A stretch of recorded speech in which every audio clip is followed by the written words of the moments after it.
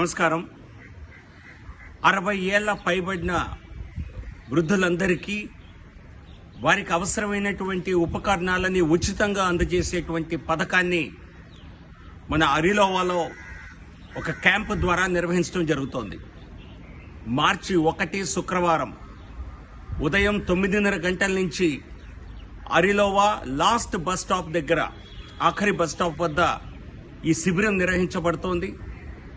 ఇందులో 60 ఏళ్ల పైబడిన వారికి వినికిడి యంత్రాలు, చేతి కర్రలు, కళ్ళజోడ్లు, దంత డెంచర్ ఫిక్సింగ్ చేయటం, ఇటువంటి అన్ని రకాల వారి అవసరాల్ని ఉచితంగా కేంద్ర ప్రభుత్వం తన సొంత నిధులతో నరేంద్ర మోదీ గారి ప్రభుత్వం ఇవ్వబోతోంది.